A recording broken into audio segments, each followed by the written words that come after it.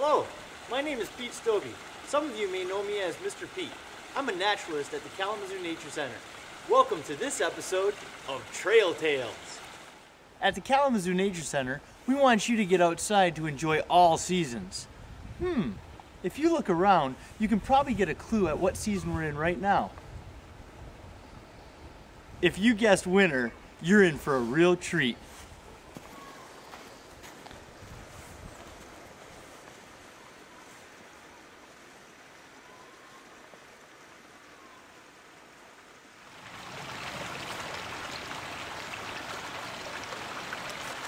There's so many wonderful activities you can do in the winter.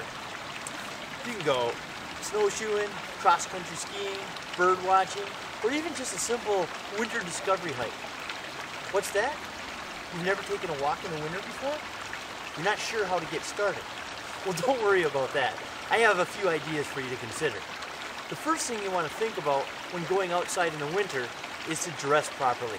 I learned a long time ago that there's no such thing as bad weather, just bad clothes. The two things you want to prepare for in the winter are snow and the cold. I use the word cold to help me prepare for the winter. The first letter of cold, C, stands for clean. You want to keep your body clean because dirt clogs pores and that doesn't help your body to breathe properly. The letter O stands for overheat. You don't want to be overactive in the wintertime, and also you don't want to have a lot of layers that are going to be close to your body that's going to cause you to sweat too much. The L stands for loose layers. So you do want to have layers that are going to be able to trap the air, so therefore your body is going to heat that up and you'll stay nice and warm. The final letter, D, stands for dry. You want to stay dry. Stay out of the water and try not to sweat too much. So really watch how you're going to overheat so you can stay dry. Along with this, you want to make sure that you have proper headgear, proper foot gear. You want to have a good pair of gloves or mitts. And when you're walking down the trail, something that's often overlooked is having water with you. But at the same time, it is very important. So you want to make sure you have water, especially if you're going to be hiking longer than 30 minutes. Now that you're prepared for our hike, we'll begin our winter discovery on the Habitat Haven Trail.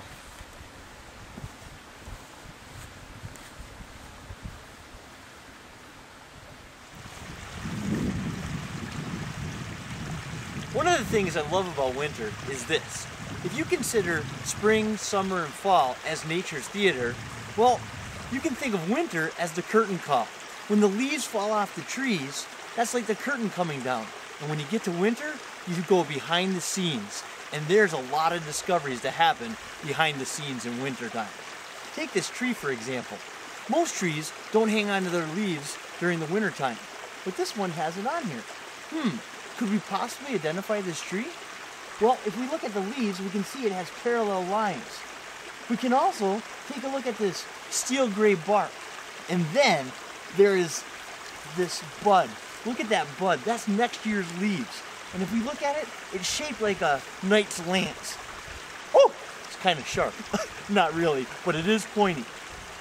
Do you know what this is? If you guessed American beech, you are correct. There's lots of discoveries in the wintertime. Let's go down the trail and see if we can find some more.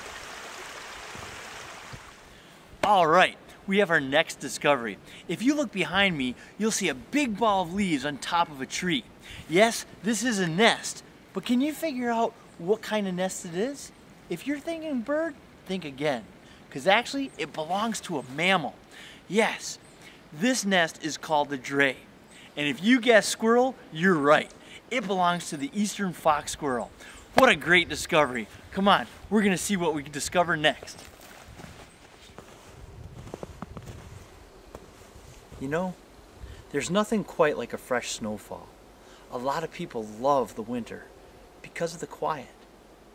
You know, after you've been inside the office all day during the hustle and bustle throughout the week, it's really good to get out and walk through the snow and just listen to the quiet. It actually relaxes you, makes you feel better, it refreshes you, just like a fresh fallen snow. think about that? All right. Here I am on the edge of the fen, and you can see these are goldenrod plants. And if you look right here, you'll see there's this ball that has formed. Well, what happens is an insect has laid its egg in the goldenrod plant, and then it reacted by forming what we call a gall. Inside there, the insect larva is developing, and if you look at this one, you can see there's no longer an insect larva in there. Something has dug it out. Huh, looks about the size of a beak. Yep, this is the work of the downy woodpecker. Sometimes you have to look off trail to find what you're looking for. And whoa, did we find something. An animal has scraped the bark off of this young sapling. Huh, only if I had antlers I could demonstrate this for you. Yeah, like that. In September and August, these antlers would be covered with velvet. The buck takes his antlers and scrapes them on the tree, removing that velvet. He also has a scent gland and marks his territory. This tells other young bucks to stay out of his territory and the other does to come on in.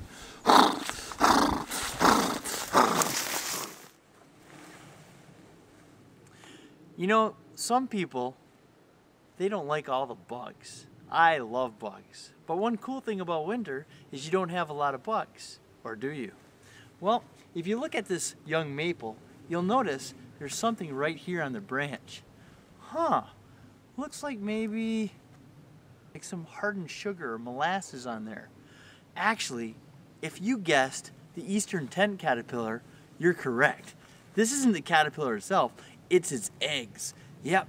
And in the springtime, these are going to hatch out, and you'll see that little web-like tent in this tree.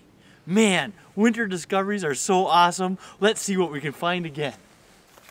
Wow! Oh, yes! I can't believe I've discovered this. You're not going to believe this. This is ancient Egyptian hieroglyphics. Look at these. Wait a second. That's not right. Oh, I know. I got it. This is the pioneer version of the Etch-a-Sketch. That's it. It's gotta be. Wait a second. That's not right either. I know. You know what these really are? These are the carvings of a bark beetle. Yeah, it lived underneath the bark. You can see the bark is gone, and check out all of these bark beetle carvings. They're absolutely fantastic. You could even get a piece of paper and rub over it with a crayon, and you would have a copy of it to take home. That's pretty cool.